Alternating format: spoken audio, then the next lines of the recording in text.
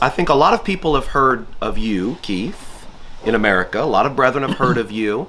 A lot of brethren maybe have had opportunities even to hear you preach on the trips you've taken to America.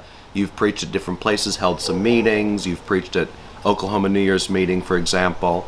But maybe some people don't know much about how you became a Christian. You were not raised in the Lord's church like many of us Americans were, and how it was that you decided to become a gospel preacher. So first, maybe one shocking piece of news for people is the fact that you're not even a native Australian.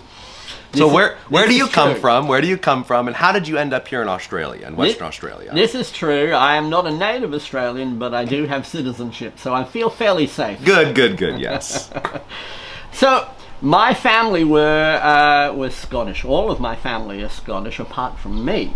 I was born in a little country called Northern Rhodesia, which no one knows about now, but is currently called Zambia. Right. And South Central Africa. Yeah. Exactly. And my family were Presbyterian. I actually have my baptismal certificate for when I was a baby, for when they took me to the little church there in the town of Ndola and Northern Rhodesia. And so my family moved here when I was 12 years old. Okay. And for a while we went to the Presbyterian church. Then that melded with the Congregational and the Methodist church to become the Uniting Church. Which is sort of a union of churches here in Australia. I don't know how common that is in other places. I certainly have not heard that in America. Well, in 40 years it's still called the Uniting Church. So that might tell you something. They're still working through it. They're working through it. And so that was, I was active in the Uniting Church, especially in I guess with the youth. But my chosen profession at that stage, I wanted to work on farms. And so I ended up moving down south, a long way away from anywhere, and had some unpleasant experiences with denominations. I wasn't raised in their denomination, and I literally wasn't accepted. Wow. So that kind of put me off a little bit. So time went on. I still had a faith, but was not as serious as I knew I ought to be, even in that faith. And I was working as a farm manager in 1984, and I was traveling through a national park late at night with a brand new car, not a month old. It was a dark, drizzly night, and a kangaroo hopped out. Now, the last thing you need to do with a kangaroo, it's a bit like in the States with deer. Yes. You don't swerve. Yes. But this car was under a month old. Right. I swerved, and I hit this massive tree doing 110 kilometers an hour, 65 miles an hour. And I remember, I don't know whether I spoke it or whether it was in my mind, but I had this little prayer, if you like. Yeah. Lord, not now. Yeah. I knew I wasn't ready. What year was this? 84. 84. Anyway, the Lord was kind. He wrapped the car around the tree, and I was trapped in the car, but I survived. Yeah. After a while, the ranger came, called an ambulance, and I ended up down in hospital in this little town of Albany. I was in hospital for nearly 4 months with my broken leg, and because of that, then I had to learn how to walk again.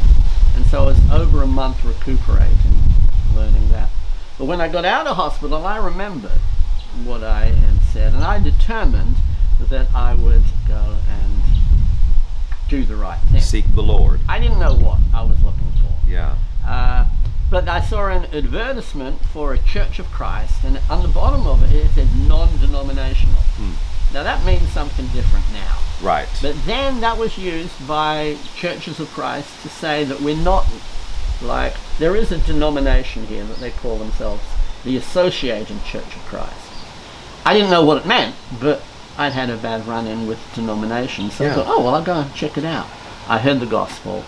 And this was in Albany? In Albany. Albany, sorry. Correction taken, I understand. And I was baptized there in the Southern Ocean. And you know, there's nothing between the coast of Albany and Antarctica. So that's where I was baptized in 1984.